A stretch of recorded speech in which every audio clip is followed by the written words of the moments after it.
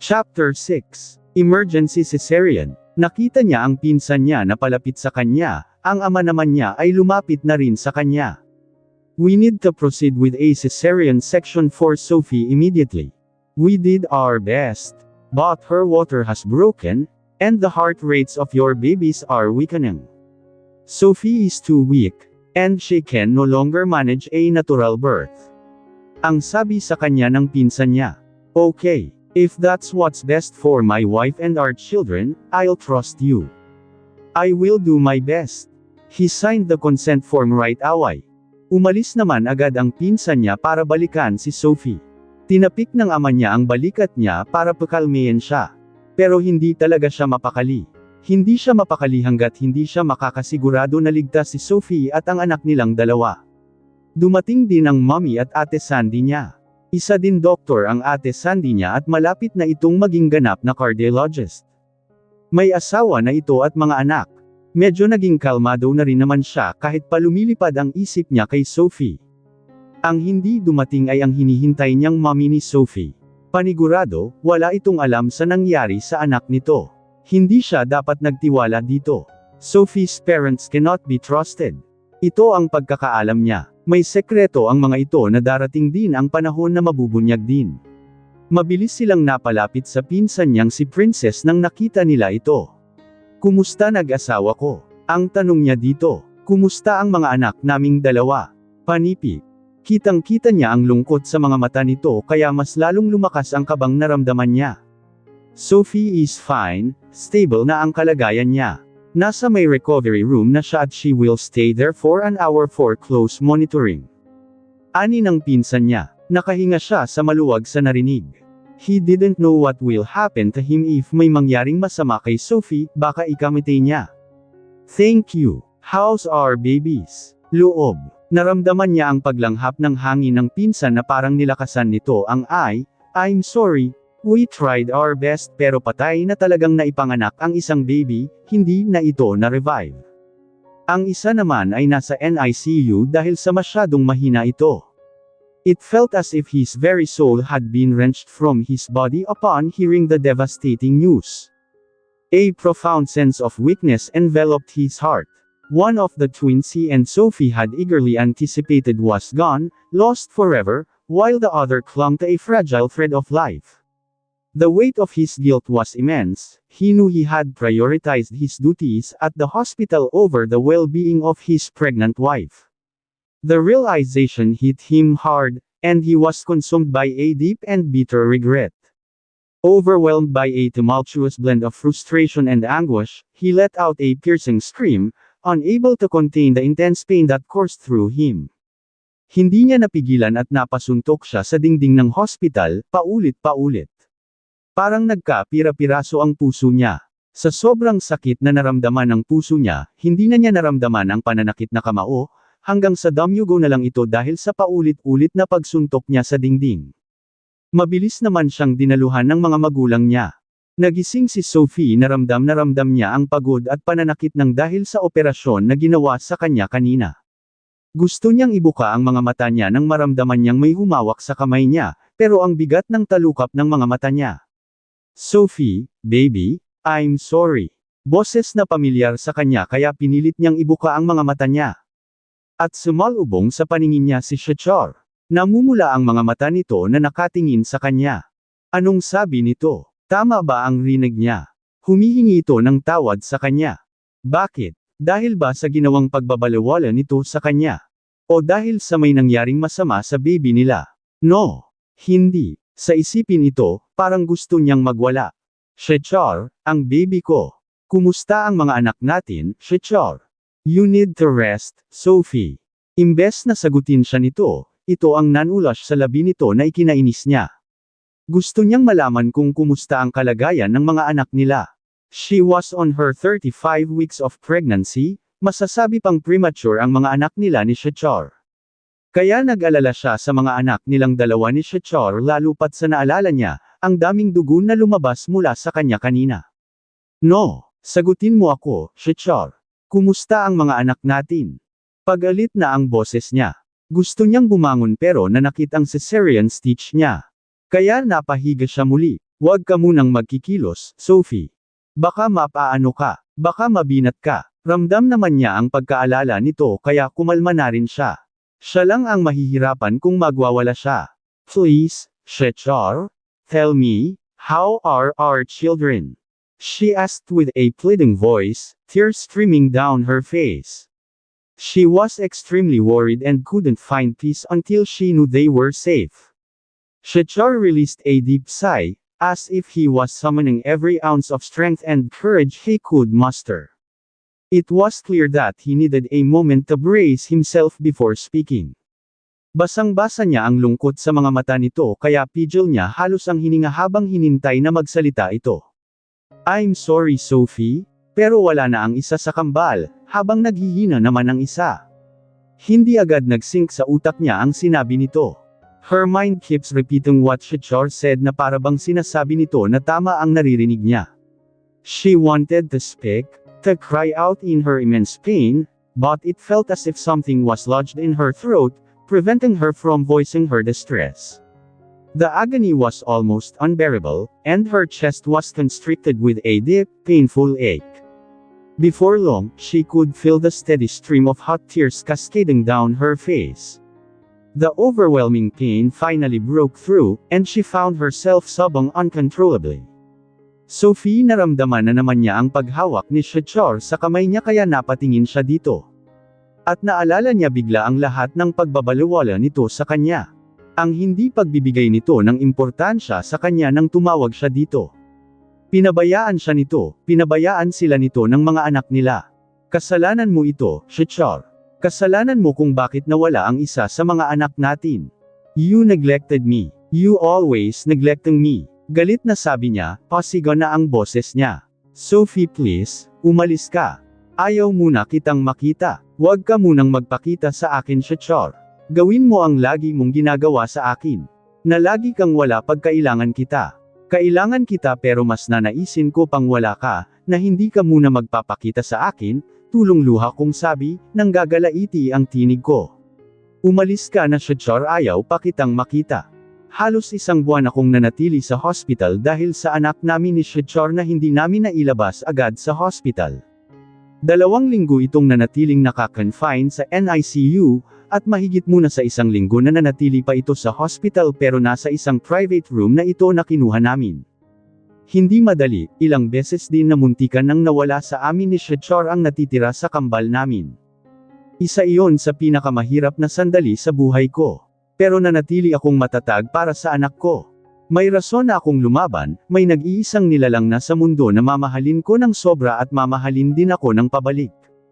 May rason na para lumaban ako dahil kung parehong nawala ang anak naming 2 ni Shechar, baka sumunod na rin ako sa mga ito.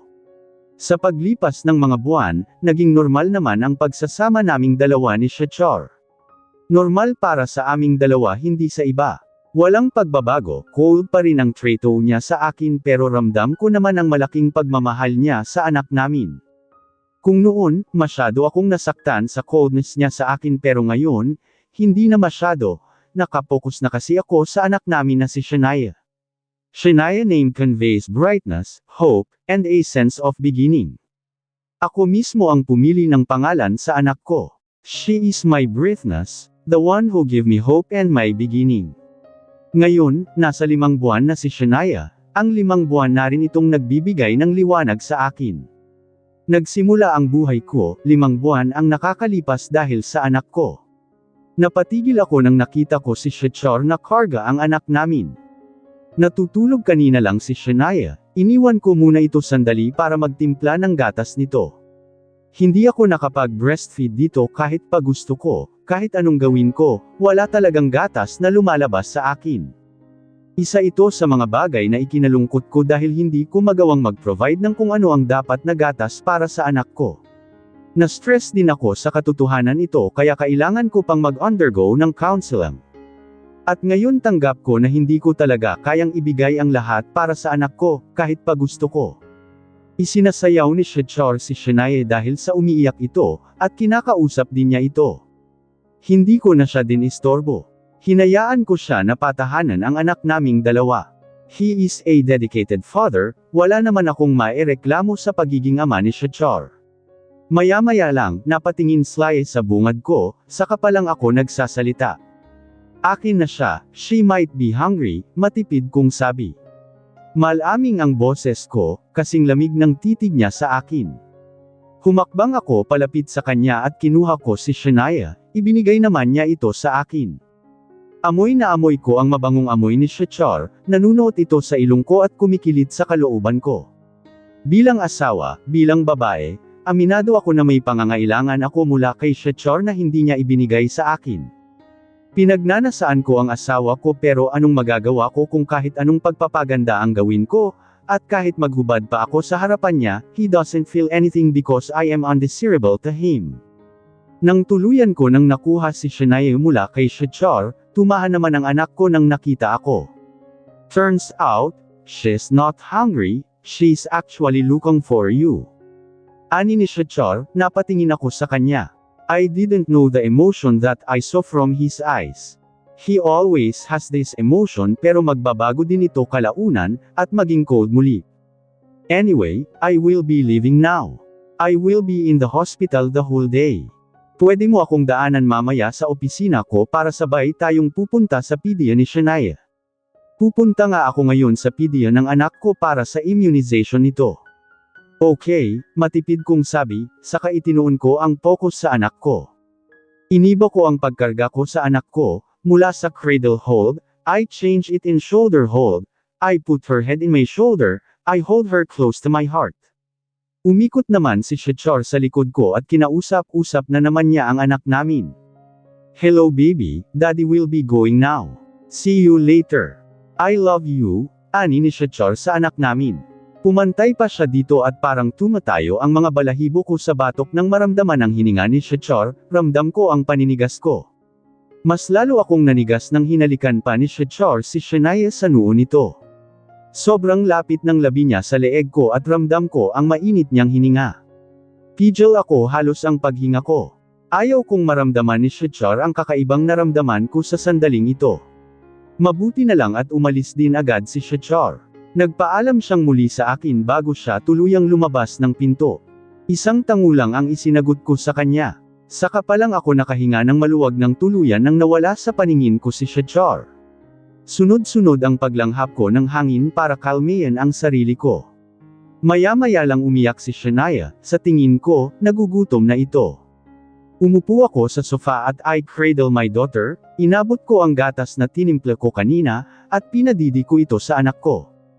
Tumahan naman ito. Habang dumid ang anak ko at papikit-pikit ito, hindi ko mapigilan ang sarili ko na titigan ang napaka-inosenteng mukha nito.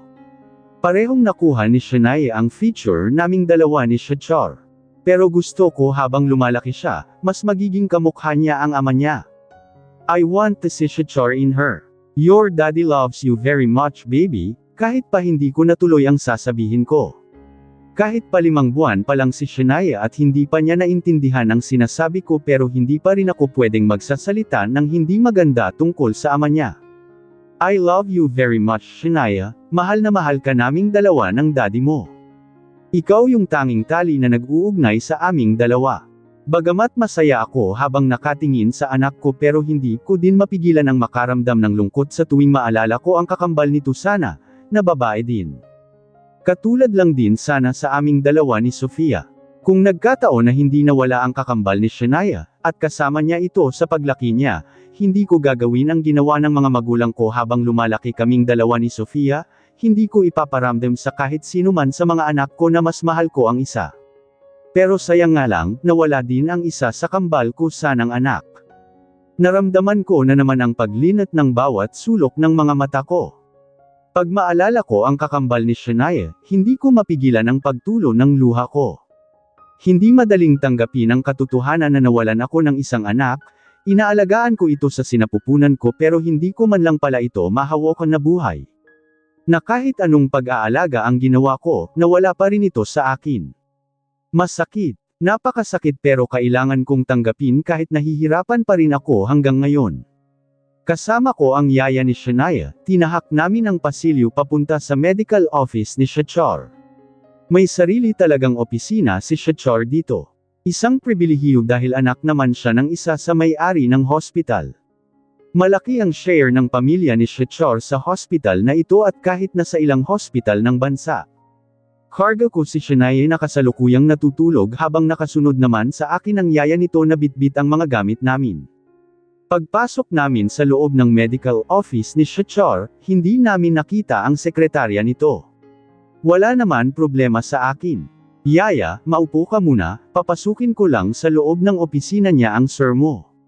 Ani ko sa yaya. Opo ma'am, anito, sinabayan pa ng tango. Ipinaayos ko muna sa yaya ang stroller ni Shanae, para maayos ang pagkakatulog nito. Pagkatapos ayusin ng yaya ang strolley, na pwede nang makahiga ng maayos Shanae ay maingat kong inilagay si Shanae dito. Mabuti na lang at hindi ito nagising.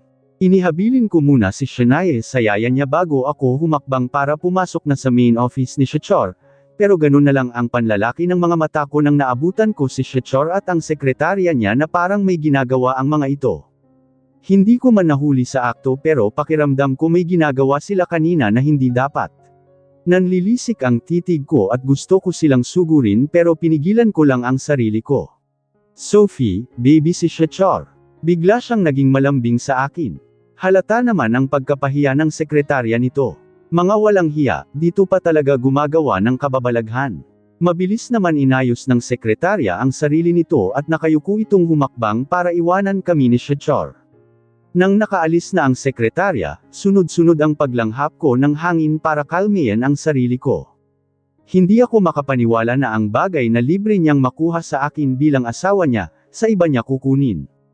Hindi ko talaga makuha kung anong meron sa ibang babae na nagkaroon siya sa ng pagnanasa sa mga ito na hindi niya naramdaman sa akin.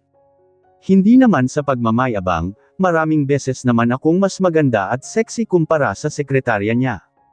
It's not what you think, Sophie.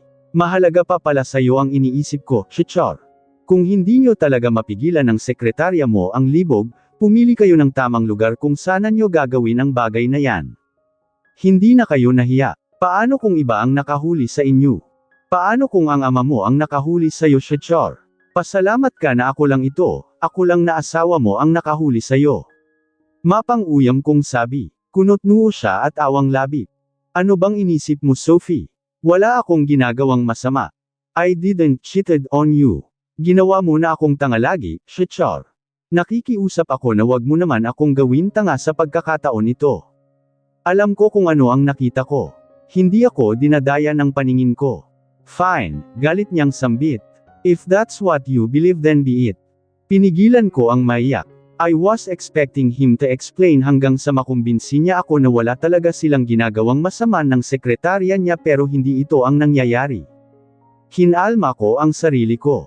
If he is cold towards me, I have to be cold too towards him. Kung gusto niya akong saktan, sasaktan ko din siya, gagawa ako ng paraan na masaktan ko din siya. Since you didn't respect me as your wife, and you didn't give importance to our marriage. At para sa'yo isang piece of paper lamang ang kontrata na pinirmahan natin kaya nga dinumihan mo ito na walang kahirap-hirap. Why don't we make a deal, Shechor? I will give you time to date someone and I can date to someone too. Who knows? May makikilala tayong worth to spend our whole life, para pareho tayong makawala sa impyernong buhay natin ngayon. Don't worry, we can't co-parenting of Shanae. Shanae doesn't deserve to grow in a family kung ang parents niya ay parehong hindi masaya sa isa't isa. Hindi ko mapigilan sambit. Dala ito ng frustration at sakit na naramdaman ko. Dumilim ang anyo niya at tumalim ang titig niya. Parang sasaksakin na niya ako sa titig niya. Hindi tayo maghihiwalay, Sophie. Habang buhay tayong magsasamang dalawa. Dare to date someone else at hindi mo magugustuhan ang gagawin ko. You are mine. You are mine then. You are mine now. You are mine forever, for the rest of your life. Kaharap namin ni Shechor ang isang birthday coordinator para sa first birthday ng anak namin. Nasa loob kami ng opisina niya dito sa hospital kung saan siya nagdo-duty. Hindi daw kasi siya pwedeng lumabas dahil may isang pasyente na mino-monitor niya sa loob ng 24 hours, kaya dito na lang kami nakipagkita sa party coordinator. Kung ako lang ang magdedesisyon, gusto ko sana na intimate lang ang party ng anak ko. This is her first birthday at gusto ko sana na malalapit lang na kamag-anak ang kasama namin sa unang kaarawan ni Shania pero gusto ni Shechar na magkaroon ng malaking party ang anak namin sa unang birthday nito. Pagdating sa anak naming dalawa, pinilit namin magkasundo ni Shechar pero halos hindi talaga kami nagpapansinan pag hindi tungkol sa anak namin. We are stranger with each other even though he is my husband, and we know each other since childhood. At habang tumatagal mas lalo kong naramdaman ang mataas na bakod sa pagitan naming dalawa ni Shechar.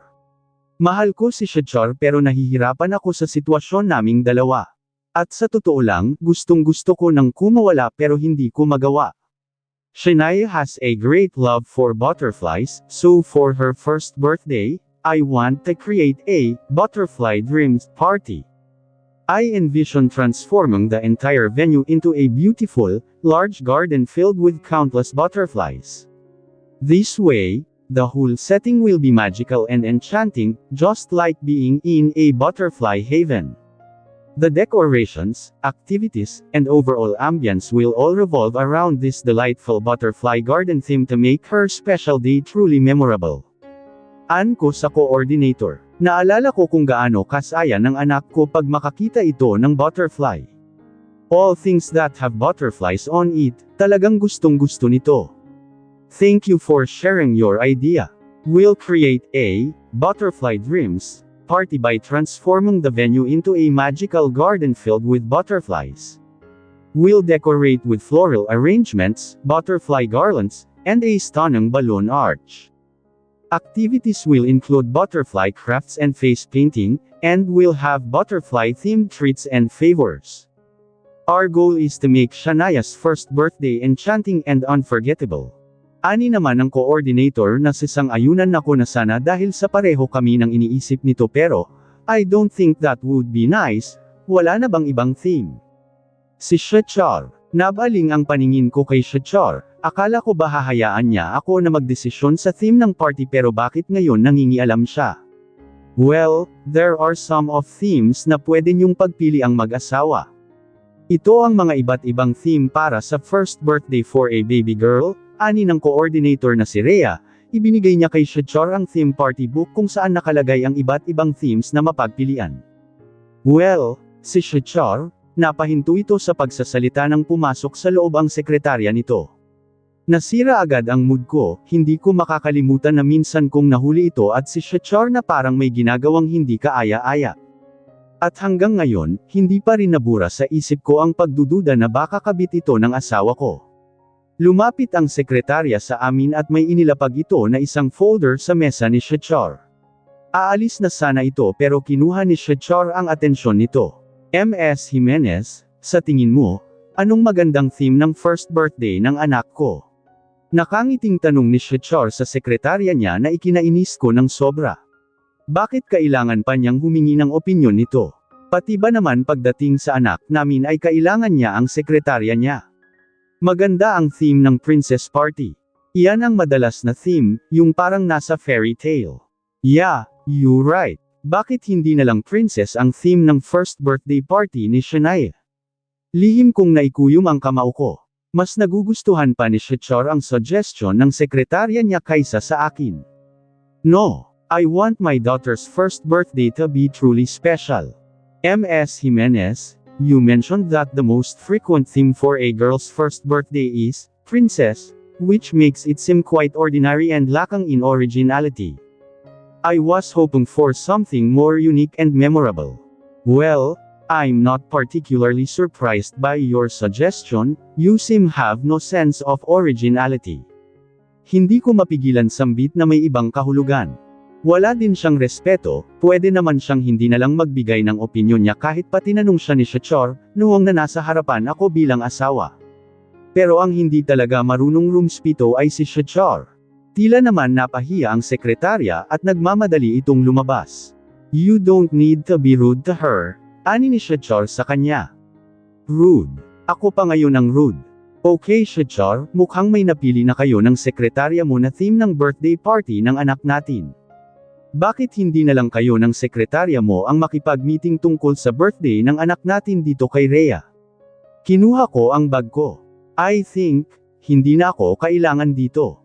I have to go. Excuse me Rhea and I'm sorry, tumayo ako at walang pang-alinlangan na umalis. Nadaanan ko pa ang sekretarya ni Shachar. My husband needs you inside. Pinilit kong ngumiti. Aalis na sana ako pero nagsalita ito. Nagseselos po ba kayo sa akin? Well, there is something you have to jealous about. Stop being insecure, ngumisi ito, na wala ang pagiging inosente at mabait nito. Para biglang hinubad nito ang maskara nito. Gusto ko itong sabunutan pero pinigilan ko ang sarili ko. Hinagod ko ng tingin ito. Saka ako ngumisi ng napaangat ako ng mukha dito. As if there's something that I can be insecure of you. Look at you and look at me, ngumisi ako, tila naman napahiya ito. Inilapit ko ang mukha ko sa tenga niya saka ako bamulong. Kung ang ibig mong sabihin ay may namagitan sa inyo ng asawa ko. Well, good luck girl, you are a certified homewrecker. Hindi ako magseselo sa mga kagaya mo na mga kabit. At talagang ipinagmamalaki pa ang pagiging kabit. Mahal ako ng asawa mo. Ang lakas talaga ng loob nito. Kung mahal ka ng asawa ko, hindi ka niya gagawin kabit. If my husband really loves you, why don't you ask him to annul our marriage and marry you instead? Patunayan mo sa akin na mahal ka nga niya, ngumiti ako bago ko ito tinalikuran.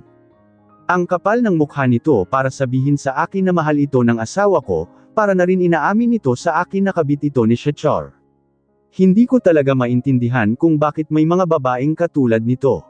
Nainsulto ako sa ginawa ni Shachar kanina. Pero wala na akong pakialam kung totoo man nakabit niya ang sekretarya niya, wag lang niyang papasukin sa buhay ng anak ko ang babae niya.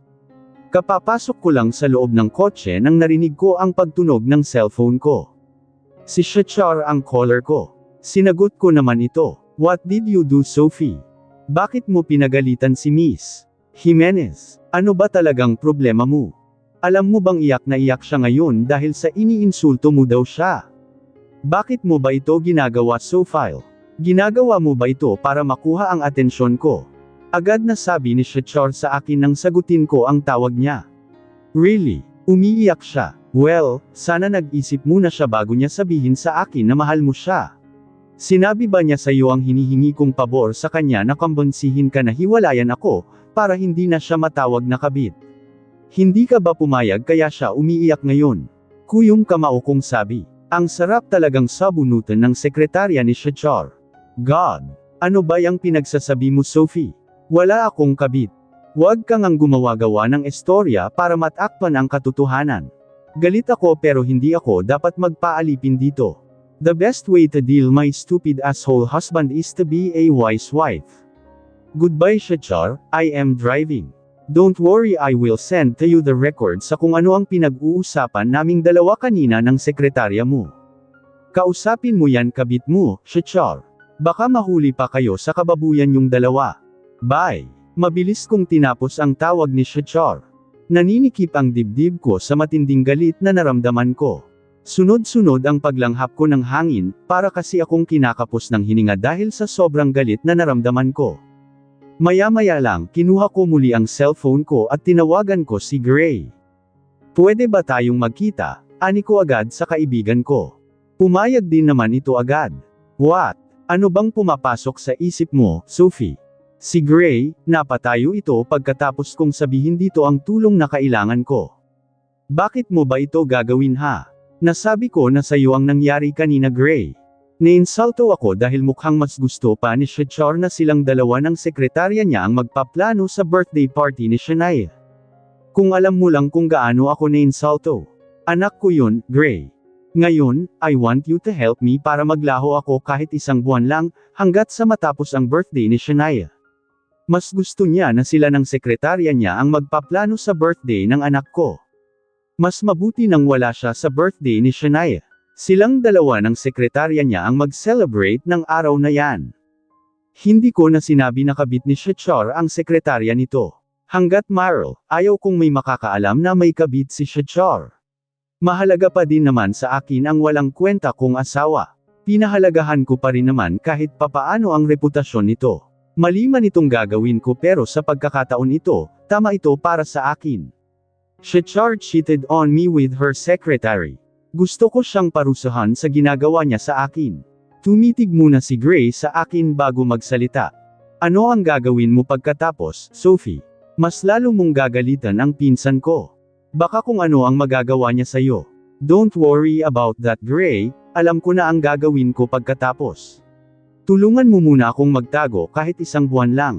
Ipaparamdam ko lang sa pinsan mo ang buhay na wala ang anak niya. I have evidence of Shatchar's betrayal, pwede ko itong gamitin laban sa kanya kung sakasakali. Ipaparanas ko kay Shatchar kung ano ang mawawala sa kanya dahil sa malandi niyang sekretarya. Where are you, Sophie? Saan mo dinala ang anak ko? Inilayo mo ba ang anak ko sa akin? Galit na tanong ni Shatchar sa akin nang sinagot ko ang tawag niya. Halos 2 linggo na akong umalis at nagtago. At ngayon ko palang binuksan ang cellphone ko at sinagot ang tawag ng magaling kong asawa. Nangako ka sa akin na kahit hindi mo ako mahal pero hindi mo sisirain ang pamilya natin, Shatchar. At dahil hindi mo tinupad ang pangako mo, kaya dapat lang naiwanan ka na naming dalawa ni Shania. Naramdaman mo na ba kung ano ang mawawala sa'yo pag patuloy ang pakikipagrelasyon mo sa higad mong sekretarya? I said to him firmly. Hindi ako dapat pumiyok at iparamdam sa kanya na kinakabahan naman talaga ako. Sophie, what the heck? How many times do I have to tell na wala nga kaming relasyon ni MS Jimenez? I didn't cheat on you, really, Shatchar, huling-huli ko ang kataksilan mo. Hindi na kayo nahiya, sa opisina mo pa talaga ginagawa niyong dalawa ang kababuyan niyo. Ilang beses mong niyurakan ang pagkaibabae ko. Do you think, hahayaan kitang dungisan ang pagsasama natin bilang mag-asawa? Pero hindi nga kita pinagtaksilan. What you saw is just a misunderstanding. Come on, Shatchar, inamin mo na nga, di ba? At inamin din ng malandi mong sekretarya ang relasyon yung dalawa. Huwag mo nga akong gawin tanga. Pagalit na ang boses ko. Naalala ko na naman ang pag-amin niya sa akin sa kataksilan niya na parang wala akong puso na nasasaktan. Masyado siyang insensitive. I was just too frustrated. I didn't mean those words. Pero maniwala ka, hindi kita pinagtaksilan. I don't have any desire to any woman. I only want you, Sophie. Panipip. Napataas ang kilay ko sa narinig. Napakasinunggaling talaga ng Shatchar na ito. Desir, ni hindi nga niya akong magawang halikan. Sa halos 2 taon na mag-asawa kaming dalawa, hindi man lamang niya ako inangkin ni 1 beses. At ngayon sasabihin niya sa akin na ako lang ang pinagnanasaan niya. Napakabweset talaga ang Shatchar na ito. Bakit ko ba ito minahal? Hindi mo ako maloloko, Shatchar. Ang sinasabi mo ay hindi nagtugma sa ginagawa mo.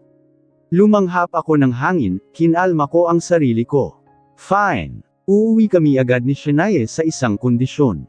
Gusto kong palitan mo ang sekretarya mo. What? I can't do that. Tanggi agad nito, halata ang iritasyon sa boses. At talagang plano niyang piliin ang sekretarya niya kaysa sa anak niyang si Shania. Go home now, Sophie. Huwag mong hintayin na ako mismo ang makakita sa'yo at baka hindi mo na makikita si Shania. Buong akala mo ba talaga natatakot ako sa'yo, Shatchar? I have evidence of your betrayal. I can use this against you.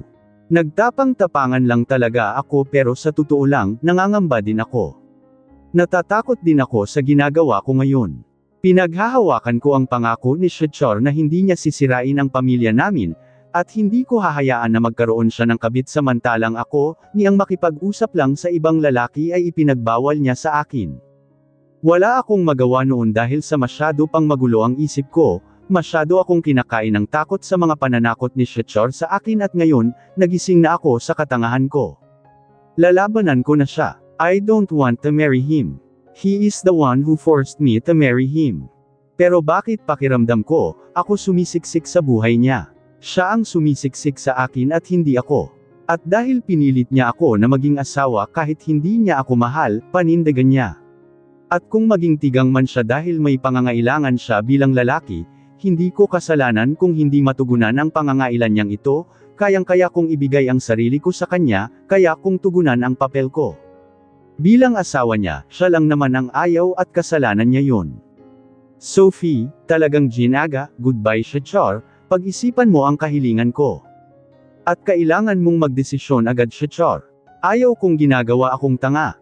Halos 2 taon akong nagpapakatanga sa'yo. Buong akala mo ba talaga na hahayaan ko na may kabit ka? Mag-isip-isip ka, Shechar. Kaya mamili ka, ang anak mo o ang kabit mo. Tawagan mo ako kung may desisyon ka na. Agad kong tinapos ang tawag niya. Nanginginig ako pagkatapos kong tapusin ang tawag ni Shechar, napatulo din ang kanina ko pa pinigilang luha hindi dahil sa nasasaktan ako sa ginagawa ni Shechar sa akin kundi dahil hindi ako makapaniwala na nagawa ko na siyang labanan. Na nagawa ko siyang kausapin ng ganon. Maya-maya lang, narinig ko ang pag-iyak ni Shania kaya pinunasan ko ang luha ko. Mabilis kong pinuntahan ang anak ko. Agad akong lumapit sa crib ni Shania, gising na ito at nagliyak ito.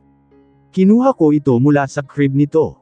Medyo mainit ang anak ko kaya nakaramdam agad ako ng pagkaalala. Iyak na iyak pa rin si Shania kahit pa isinasayaw-sayaw ko na ito, hindi talaga ito tumahan. At naramdaman ko na para mas lalong naging mainit ito. Kinuha ko ang thermometer para i-check ang temperatura ng katawan ni Shania. Inilagay ko ito sa kanyang kilikili, mas lalo itong naiyak dahil sa ayaw nito sa thermometer sa kilikil nito. Sa wakas, pagkatapos ng ilang segundo, tumunog na rin ang thermometer kaya agad ko itong kinuha at tinignan ang lumabas na resulta dito. Ganon na lang ang pagkaalala na naramdaman ko ng sobrang taas ng lagnat ni Shania. Maya-maya lang, may naamoy ako na tila mabaho, tumatae si Shania. Ibinalik ko mal si Shania sa crib niya para kumuha ng pamalit sa kanya, mas lalo itong umiiyak. Kaya mabilis ang naging kilos ko. Dahil sa matinding pagkaalala ko kay Shania kaya dinala ko na ito sa hospital. Hindi kasi tumalab ang paracetamol na pinainom ko dito, isa pa nagtatae din ito. At ayaw naman nitong kumain o kahit uminom ng gatas nito, kaya dinala ko na sa hospital ang anak ko bago pa ito ma-dehydrate. At dahil nasa hospital si Shania kaya wala akong nagawa kundi ang tawagan si Shechar. Anak namin dalawa ang nasa hospital. Anong nangyari? Bakit nandito kayo sa hospital? Tanong agad ni Shechar nang nakarating na ito sa pangalan ng hospital na sinsabi ko. Nasa Cebu kami, dito kami nagtatago pansamantala ni Shania para bigyan ng leksyon si Shechar. Nakarating lang agad si Shechar dahil sa chopper ang sinakyan niya. Nilanat si Shania, tapos nagtatae siya. Sagot ko sa kanya, nag-alala ako ng sobra sa anak naming dalawa. Hindi na ako pinansin ni Shechar nang lumapit ang doktor sa amin. Ito na ang hinarap ni Shechar. Your child is experiencing frequent diarrhea, which can be caused by a variety of factors. It could be due to an infection, such as a virus, bacteria, or parasite, or it might be the result of food poisoning, allergies to certain foods, or drinking contaminated water. These issues can lead to significant problems like dehydration, nutritional deficiencies, and overall discomfort. It's crucial to address this promptly to prevent any further complications and ensure your child stays healthy. Kaya mabuti na lang talaga at nadala mo agad ang anak mo dito. Ani ng doktor sa aming dalawa ni Shechar. Kinakausap sandali ni Shechar ang doktor, kaya nauna na ako sa kanya para puntahan ang anak namin sa private room nito. Naabutan ko ang isang nurse sa loob, natutulog naman ang anak ko. Nagpaalam din naman sa akin agad ang nurse pagkatapos nitong kunan ng temperatura si Shania. Napatingin ako sa anak ko. Hindi ko mapigilan ang sarili ko at napatulo ang luha ko. Takot na takot ako kanina na baka ano nang mangyaring masama kay Shania. Wala itong tigil sa kaliyak at namumutla na rin ito. Hinang-hina na ito. Nasa estrangherong lugar ako, hindi ko alam ang gagawin ko. Mabuti na lang may naghatid sa amin na isang tricycle driver dito sa hospital. Isang probinsya sa Cebu ang lugar kung nasaan kami ni Shania ngayon at walang halos na mga establishment, kaya hindi ko talaga alam ang gagawin ko kanina. Natatakot ako na baka may mangyari na masama sa anak ko. Si Shania na lang ang tanging rason kaya lumalaban ako, kung may mangyaring masama sa anak ko baka hindi ko kakayanin. Sa isipin ito, mas lalong napatulo ang luha ko. Mabilis kong pinunasan ang luha ko nang narinig ko ang pagbukas ng pinto, si Shechar ang pumasok. Nakita mo na kung ano ang naging circumstances sa ginawa mo, Sophie. Ipinahamak mo ang anak natin. Anong klaseng ina ka? Galit na sabi ni Shechar nang nakalapit na siya sa akin. Kahit mahina pa ang boses niya pero ramdam na ramdam ko ang matinding galit sa tinig niya. Bakit mo ba ako sinisisi? Hindi ko kagustuhan ang nangyari kay Shania, nagkataon lang na nagkaroon siya ng diarrhea. Come on Sophie, hindi ko alam kung saan lugar mo dinala ang anak natin kaya nagkaroon ito ng infection. Idinamay mo ang anak ko sa mga kalokohan mo. Sa susunod na gagawa ka ng kalokohan, sa susunod na aalis ka, huwag mong dalhin ang anak ko. I don't care kahit saan ka pa magpunta, huwag mo lang isama ang anak ko, Sophie. Sa susunod na gagawin mo pa ito, na ilalayo mo pa sa akin ang anak ko, hindi mo magugustuhan ang gagawin ko sa'yo. Pangako ko sa'yo, hinding-hindi mo na makikita ang anak ko. Naninangkit ang mga mata ko na nakatingin sa kanya. Ang kapal din ng mukha mo. Kung makapagsalita ka, parang mahal na mahal mo si Shania, na parang pinahalagahan mo siya ng sobra. Di ba, mas pinili mo ang kabit mo kaysa sa kanya. Pinapapili kita Shachar pero sino ang pinili mo? Hindi na ako mabuting ina sa pananaw mo dahil lang nagkataon na nagkaroon ng sakit ang anak natin sa pangangalaga ko. Anong tingin mo sa sarili mo? Sa tingin mo ba, mabuti kang ama? You have a mistress. You chose your mistress over our daughter. Paano mo naman nasabi na isa kang mabuting ama? Galit ko rin sabi. I don't have time for your nonsense, Sophie. I don't need to explain to you of things na bahagi lamang ng makitid mong utak. I didn't do anything. Ikaw ang gumawa ng bagay na maaaring ikakapahamak ng anak natin. Ikaw ang hindi nag-iisip sa kung ano ang mabuti para sa anak natin. Sarili mo lang ang iniisip mo. Hanggang ngayon, napakaisip bata mo pa rin. You didn't change at all. Napaka makasarili mo pa rin, Sophie. Tandaan mo, hindi sa akin napahamak si Shania, sa'yo napahamak ang anak ko. Ang takbo ng pagsasama namin ni Shachar ay paulit-ulit, paikot-ikot lang, magkabati kami, maging okay kami muli, yung normal na okay para sa aming dalawa pero hindi normal sa iba. Mag-aaway kami muli dahil may malilink na naman na malanding higad sa kanya, aalis na naman ako at babalik muli. Ganyan tumatakbo ang pagsasama naming dalawa, pero binawasan ko na ang pag-aalis ko sa tuwing mag-aaway kami nang nagkaisip na si Shania, hindi ko na rin kasi ito pwedeng gawin lagi dahil sa hinahanap ni Shania ang ama niya. Pero wala talagang nagbago sa pagsasama namin ni Shachar, walang growth, nakakapagod lalo at parang nakakasakal na. Hindi lang isang beses na hiniling ko sa kanya na maghiwalay na kami pero ayaw niya akong pakawalan. Mahal ko si Shachar pero nakakapagod na. Pagod na ako. Hindi ko na kaya ang ganitong takbo ng buhay naming mag-asawa habang papalaki si Shania, natatakot ako na sa bandang huli, masasaktan lang ang anak ko. Hanggang sa lumipas ang taon at ngayon nga, 5 taon na kaming nagsama bilang mag-asawa ni Shachar, si Shania naman ay 4 na taon gulang na. And I am so exhausted with our relationship at ngayon nga, nag-aaway na naman kami dahil sa ilang buwan na ang nakakalipas na may babae na naman na no-link sa kanya. Bakit ba ang bait niya sa ibang babae pero hindi sa akin? Nandito na naman tayo Sophie. Ilang beses ko bang kailangan sabihin sa'yo na hindi nga kita pinagtaksilan? Bakit mo ba pinipilit lagi na may kabit ako? Galit niyang tanong sa akin. Hindi ko maintindihan kung bakit lagi mo na lang akong pinagdudahan na nagtaksil ako sa'yo, Sophie. 5 taon na tayong nagsasama pero wala ka pa rin tiwala sa akin.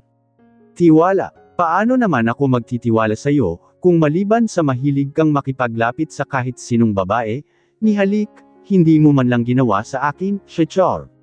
Galit ko rin sabi.